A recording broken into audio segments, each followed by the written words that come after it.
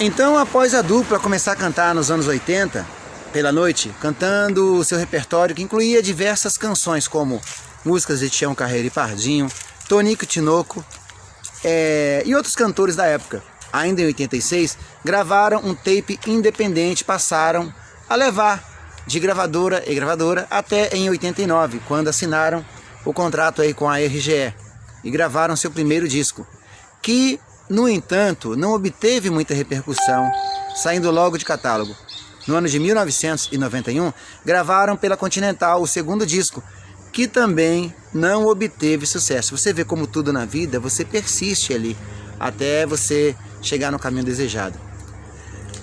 Continuaram a persistir. Em 94, lançaram pelo selo Brasil Rural o terceiro disco, ficando à venda e distribuição por conta da própria dupla, que conseguiu vender cerca de 20 mil cópias, o que despertou o interesse da gravadora Velas, que regravou o disco e vendeu cerca de mais 15 mil cópias.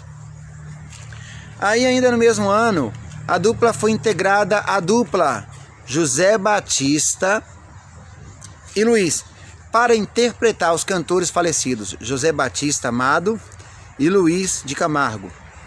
Em 96, lançaram o quarto disco, ainda pela gravadora Velas.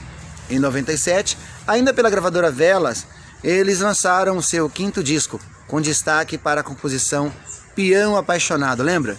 Eu vou com tudo, hoje eu não fico de fora, que foi gravada também na mesma época pela cantora Jaine, que já gravou tantos sucessos, hein? Outros cantores gravaram também.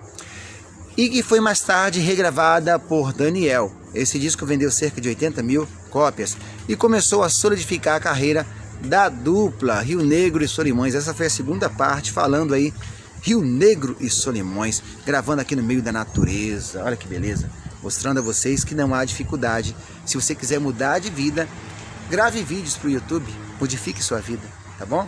Um abraço a todos, estamos conectados.